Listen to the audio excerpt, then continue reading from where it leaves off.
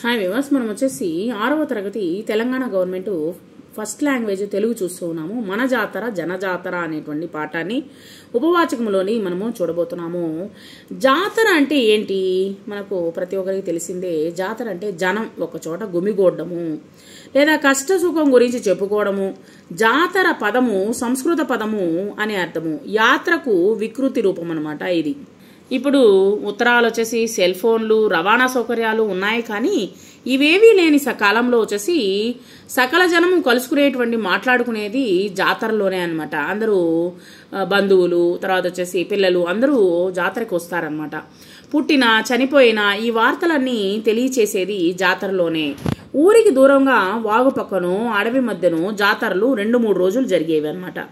జనం బండ్లు కట్టుకుని వంట సామాగ్రి తీసుకుని పోయి 2-3 రోజులు ఆత్మీయులతో కలిసి భోజనం చేసుకుని కడుపు నిండా మాట్లాడుకునేవారు, వచ్చేవారనమాట. మనుషులు కలుసుకోవడము, ఒక ఊరిలో కలిగినటువంటి మార్పులు, వింతలు, విశేషాలు మరో ఊరికి తెలియజేయడము ఈ యొక్క జాతరల యొక్క వెనుక ఉన్నటువంటి అసలు యొక్క ఉద్దేశం అనమాట. అసలు ఉద్దేశం ఏంటి?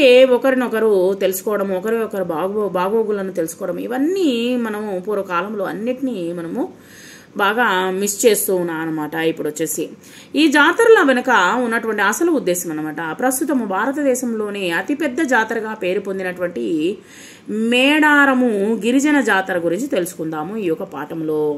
జాతర జరిగే స్థలము జయశంకర్ జిల్లా తాడ్వాయి మండలము మేడారము గ్రామం దగ్గర అడవి మధ్యలో చిలకల గుట్ట అనేటువంటిది ఉన్నది. చుట్టూ దట్టమైనటువంటి అడవి. ఇక్కడ 2 ఏళ్లకు ఒకసారి 3 రోజుల పాటు జాతర అనేటువంటి జరుగుతుంది. మాఘశుద్ధ పౌర్ణమి ఫిబ్రవరి నెలలో మొదలుకొని 3 రోజుల పాటు జరిగేటువంటి ఈ జాతరని సమ్మక్క సారక్క జాతర అని కూడా అంటారు.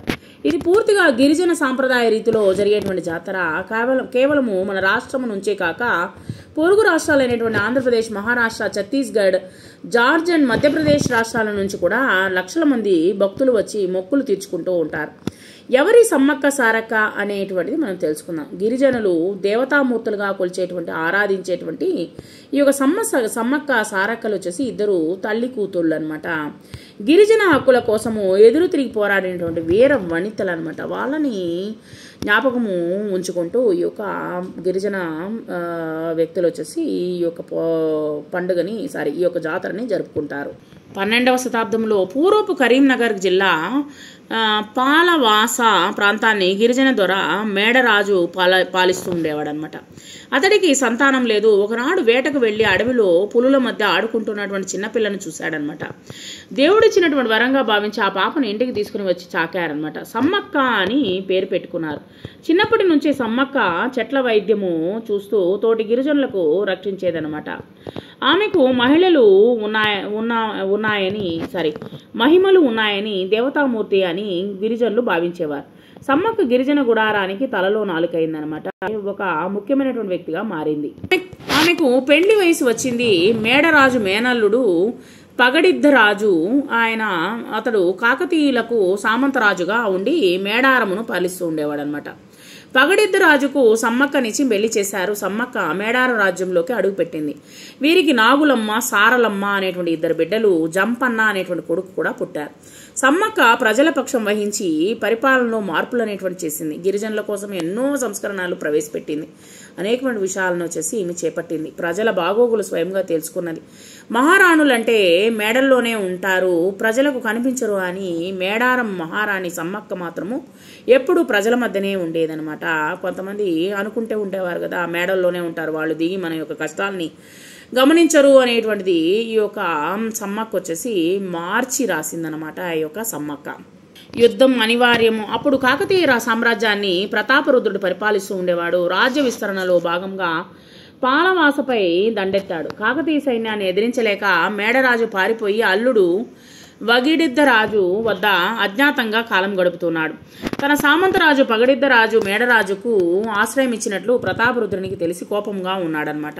అప్పుడే మనకు కరువు కాటకాలు వచ్చాయి. వానలు పడక పంటలు పండలేదు. ప్రజల నుంచి నిర్బంధంగా పన్నులు వసూలు చేయడము సమ్మక్కకు ఇష్టం లేదు. ఆదాయం లేక కాకతీయులకు కట్టాల్సినటువంటి కప్పం కట్టలేదు. ఇట్లా 2-3 ఏళ్లు గడిచిపోయాయి. కప్పం కోసము కాకతీయులు ఒత్తిడి చేశారు. పగడిద్ద రాజు ప్రజలను పీడించి పన్నులు కట్టలేనన్నాడు. అంతేకాక తన రాజ్యాన్ని స్వతంత్ర రాజ్యంగా ప్రకటించుకున్నాడు అనమాట ఆయన. అసలే పగడిద్ద రాజు మీద కోపంతో ఉన్నాడు ప్రతాపరుద్రుడు. ఈ పనితో వెంటనే యుద్ధము ప్రకటించాడు. అతని మంత్రి యౌగంధ రాయనిని నాయకత్వంలో సైన్యము లక్కవరం దగ్గర స్థావరము ఏర్పరచుకున్నది. సమ్మక్క వీరోచిత పోరాటం అనమాట. యుద్ధ వార్త విన్నటువంటి సమ్మక్క భయపడలేదు. భర్తకు ధైర్యాన్ని నూరిపోసింది. తన ప్రజల కోసం ప్రాణాలు ఇవ్వడానికైనా సిద్ధమన్నది.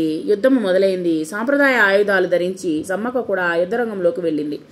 వీరితో పాటు కొండాయి, గోవిందరాజు, కూతురు నాగులమ్మ, సారలమ్మ, కొడుకు జంపన్న వీరోచితంగా పోరాడారనమాట. అతి పెద్ద సామ్రాజ్యమైనటువంటి కాకతీయ రాజు సైన్యం ముందు పగడిద్ద రాజు సైన్యం నిలబడలేకపోయింది. ఒక్కొక్కరుగా అందరూ వీరమరణం పొందారు. వీరోచితంగా పోరాడుతూ గాయపడినటువంటి జంపన్న పక్కనే ఉన్నటువంటి సంపెంగ వాగులోకి దూకి వీరమరణం పొందాడు. పగడిద్ద రాజు కూడా శత్రువుల చేతిలో హతమయ్యాడు. చివరకు ఒక సమ్మక్క మాత్రమే మిగిలింది. కత్తిపట్టి వీరోచితంగా పోరాడుతూ సత్యసైన్యాల్ని ఎదుర్కొన్నది. యుద్ధములో ముందడిగి పోరాడుతూ ఉండడము పోరాడుతాడు తప్ప వెనక నుంచి దెబ్బ కొట్టడు. ఇది యుద్ధనీతి. సమ్మక్క పోరాటాన్ని చూసి కాకతీయ సైన్యం ఆందోళన చెందింది. ఒక సైనికుడు దొంగపాటుగా వెనక నుంచి వెళ్లి బల్లెంతో వీపులో పొడిచాడనమాట. గాయపడిన సమ్మక్క గుర్రం మీద ఈశాన్య దిక్కున ఉన్నటువంటి చిలకల గుట్ట మీదకి పోయిందనమాట. ఎంత వెతికినా మళ్ళీ ఎవరికి కనిపించలేదు. ఆమె కోసం వెతుకుతున్న గిరిజనులకు ఓ నెమలి నార చెట్టు, దాని కింద ఒక పుట్ట మీద ఒక కుంకుమ భరిణ కనిపించిందనమాట. ఆ యొక్క భరిణలో వచ్చేసి పసుపు, కుంకుమ, చెట్ల మూలికలు కనిపించాయి. సమ్మక్క తల్లి దేవతారూపము పొందిందని గిరిజనులు నమ్మారనమాట. రాజు కళ మేడారం కాకతీయుల వశమైంది. విజయ గర్వంతో ఉన్నటువంటి ప్రతాపరుద్రుని కళలో కులదైవము ఏకవీరారాణి కనిపించి సమ్మక్క మానవ రూపంలో వచ్చినటువంటి దేవత అని ఆమెకు జాతర జరిపించాలని చెప్పిందట. వెంటనే రాజు తన పురోహితుడైనటువంటి మేడారము పంపి జాతర ఏర్పాట్లకు ఆదేశించాడంటే ఈయన. సరే, ఆ విధంగా ఈ యొక్క జాతర అనేటువంటిది ఏర్పడింది. సమ్మక్క సారక్క జాతరలు ఏర్పడింది అని చెప్తూ ఉన్నారనమాట. జాతర జరిగే విధం ఏ విధంగా ఉంటుంది అంటే, జాతరకు ప్రత్యేకంగా గిరిజన పురోహితులు ఉంటారు. వారు నియమనిష్టలతో జాతర కార్యక్రమాన్ని చేస్తారు. చిలకల గుట్టను గిరిజనులు పవిత్రంగా భావిస్తారంట. ఈ గుట్టపైకి ఎవరు పోరు. జాతరకు ముందర ఒక కోయ యువకుడు చిలకల గుట్ట మీదికి పోయి పసుపు కుంకుమ ఉన్న భరిణను వెదురుగడను తెచ్చి గద్దెలపై నిలపడంతో జాతర మొదలవుతుంది. అతడు పూనకంతో ఉంటాడు. సమ్మక్క గాయపడ్డ చోటును తల్లి గద్దె అని, సారలమ్మ వీరమరణం పొందినటువంటి చోటుని పిల్లగద్దె అని అంటారనమాట. ఈ తతంగాన్ని దేవతలను ఆహ్వానించడము అంటారు. తర్వాత భక్తులు గద్దెలను దర్శించుకోవడం మొదలవుతుంది. 3వ నాడు దేవతల వనప్రవేశంతో జాతర అనేటువంటి ముగుస్తుంది. ఇక్కడ చూడండి, బండ్లు కట్టుకుని వెళ్ళే వాళ్ళు అనమాట. ఆ కాలంలో వచ్చేసి ఇప్పుడు ఎలా ఉందో మనకు తెలియదు. సరే, అమ్మవారి మొక్కులు ఏ విధంగా ఉండే, భక్తులు వివిధ రకాలుగా మొక్కులు చెల్లించుకుంటూ ఉంటారు. ఈ జాతరలో బెల్లాన్ని బంగారము అని అంటారు. భక్తులు నిలవెత్తు బంగారముని అమ్మవారికి చెల్లించుకుంటూ ఉంటారు. అంటే ఇక బెల్లాన్ని ఆమెకు సమర్పించుకుంటారన్నమాట. అంటే తమ బరువుకు సరిపోయినటువంటి బంగారాన్ని కూడా అక్కడ పంచిపెడతారు. అంతేకాకుండా ఓడి బియ్యము, తల వెంట్రుకలు ఇవ్వడము, వెదురు తొట్టె కట్టడము, తర్వాత కోడెలను కట్టేయడము ద్వారా తమ మొక్కులు అనేటువంటి చెల్లించుకుంటూ ఉంటారు. వందల సంవత్సరాల చరిత్రగా ఉన్నటువంటి ఈ జాతర 1940 నుండి ఎక్కువ ప్రాచుర్యంలోకి వచ్చింది. 1996 సంవత్సరం నుండి ప్రభుత్వం ఈ పండుగను వచ్చేసి అధికారికంగా నిర్వహించడం జరిగింది. తెలంగాణ రాష్ట్రం ఏర్పడిన తర్వాత ఈ పండుగకు మరింత ప్రాచుర్యం అనేటువంటి ఏర్పడింది. తర్వాత పర్యావరణాన్ని రక్షించండి. మానవ మనుగడకు అభివృద్ధికి ప్రకృతి ఎంతో ముఖ్యం.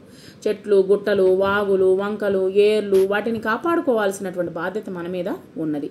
కాబట్టి ఇవి లేకుంటే వర్షాలు అనేటువంటిది లేదు. కాబట్టి వనరులను ఉండవు. కరువులు వచ్చి ప్రజలు ఇబ్బందులు ఎదుర్కొంటూ ఉంటారు. ఇప్పుడు ప్లాస్టిక్ వాడకం ఎక్కువైంది. ఏ జాతరకు వెళ్ళినా ప్లాస్టిక్ చెత్త కుప్పల మాదిరిగా తయారవుతూ ఉంది. ప్లాస్టిక్ వాడకంతో పర్యావరణం అనేటువంటి దెబ్బతింటూ ఉంది. కాబట్టి జాతర పేరిట ప్లాస్టిక్ చెత్తను తయారు చేయడము, అడవులను నరకవేయడము వాటిని నివారించండి. జాతరలతో సుఖ సంతోషాలు పొందాలే కానీ పర్యావరణాన్ని పాడు చేసుకోకూడదు. మీరు ఎప్పుడు ఈ యొక్క జాతరకు వెళ్ళినా పర్యావరణానికి హాని కలిగించేటువంటి పనులు చేయకూడదు అనేటువంటిది ఈ యొక్క పాఠం ద్వారా మనకు సమ్మక్క సారక్క కథను మనము తెలుసుకోవడం జరిగింది.